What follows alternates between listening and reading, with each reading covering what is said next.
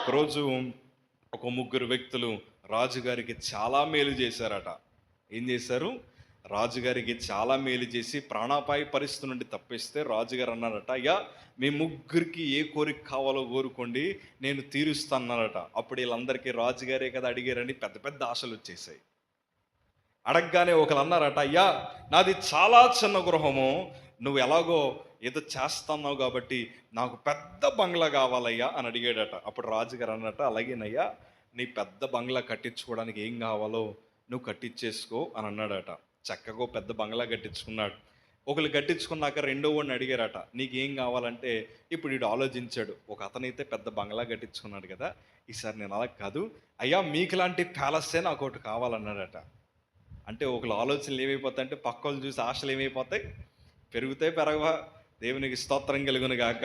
ఈయన అన్నాడు ప్యాలెస్ కావాలయ్యా అన్నాడు. అలాగేనయ్యా ప్యాలెస్ తీసుకో అని చెప్పి పెద్ద ప్యాలెస్ని బహుమానంగా ఇచ్చాడు. మూడో వ్యక్తిని అడిగాడట, నీకేం కావాలంటే ఆయన అన్నాడంట, నాకేం వద్దయ్యా వారానికి ఒకసారి మా ఇంటికి భోజనానికి రండి అన్నాడట. దేవునికి స్తోత్రం కలుగును గాక.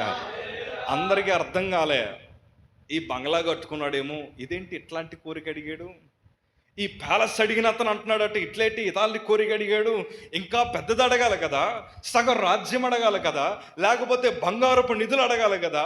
మరి ఇతను అడిగిందంతా ఒకటే, ఏమడిగాడు చెప్పనా, వారానికి ఒకసారి మా ఇంటికి మీరు భోజనానికి రండి అన్నాడట. రాజుగారికి అర్థం కాలే, అలాగేనయ్యా వారానికి ఒకసారి నేను ఏం చేస్తాను, మీ ఇంటికి భోజనానికి వస్తాను. ఇప్పుడు వారం రోజులు గడవడానికి కొన్ని రోజులు ఉంటాయి కదా. రాజుగారు చెప్పారట, అయ్యా పలానా తారీఖు నేను ఎక్కడికి వస్తాను, మీ ఇంటికి భోజనానికి వస్తాను, ఇది మొదలుకొని ఇంక ప్రతి వారం మీ ఇంటికి వస్తానని ఆ వ్యక్తితో చెప్పాడట. ఇప్పుడు రాజుగారు భోజనానికి వెళ్ళాలంటే ముందర మంత్రి గారు సైనికులు అందరూ వెళ్ళి అక్కడ వసతులు చూడాలి. ఏం చూడాలి? వసతులు చూడాలి. అప్పుడు ఏమైందంటే వాళ్ళ రోడ్డు అంట నడుస్తూ ఉంటే ఇలా అంటున్నారట, అరే రాజుగారు వారానికి ఒకసారి భోజనానికి వచ్చే రోడ్డు ఇది, ఈ రోడ్డుని మనం ఏం చేయాలి, క్రమబద్ధం చేయాలని రోడ్డు అంతా సాఫీగా చేశారట. అప్పుడు గృహానికి వెళ్ళి చూస్తే అతనిది చిన్న చిన్న పాకది.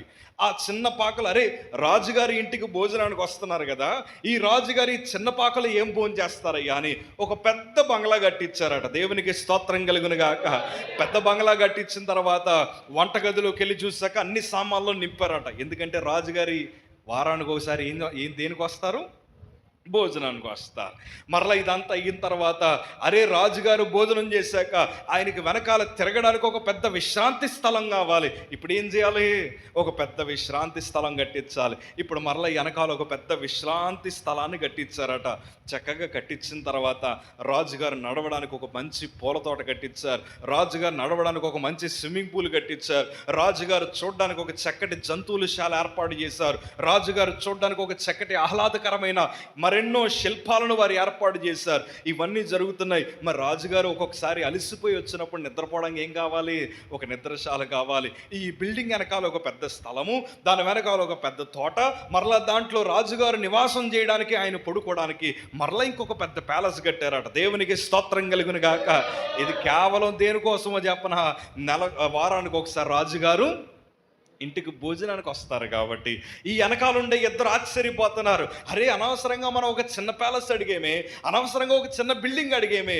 అతను ఏమడిగాడు చెప్పనా, అయ్యగారండి వారానికి ఒక్కసారి మీరు మా ఇంటికి భోజనానికి రమ్మని అడగడం ఒకటే, మిగతా కార్యక్రమాలన్నీ వెనకాల జరిగిపోవాల్సినవి జరిగిపోతున్నాయి.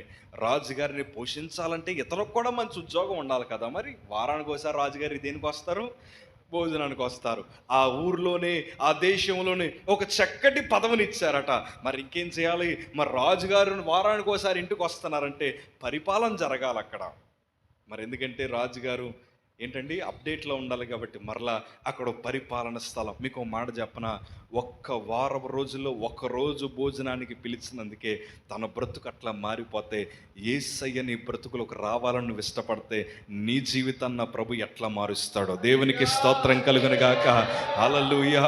కానీ మనం ఏం చేస్తామంటే మన అవసరతల నిమిత్తం ప్రభువుని పిలుస్తాం. అలా కాదయ్యా, దేవా నువ్వు నాతో ఉండాలి, ఆయన్ని బ్రతిమాలాలండి. ప్రభా నువ్వు నాతో ఉండు ప్రభా, మనుషులు నన్ను విడిచిపెట్టేశారు, బంధువులు నన్ను విడిచిపెట్టేశారు, ఏమీ లేనిదాన్నని, ఏమీ లేనివాడినని అందరూ నన్ను దూరం పెట్టారు, కానీ నువ్వు నాతో ఉంటే చాలయ్యా అని మనం ప్రభువుని అడిగినప్పుడు నేను అంటాను కదా, నీ జీవిత చరిత్రను నా దేవుడి రాత్రి మార్చగలిగిన దేవుడు ఆయన. హల్లెలూయా.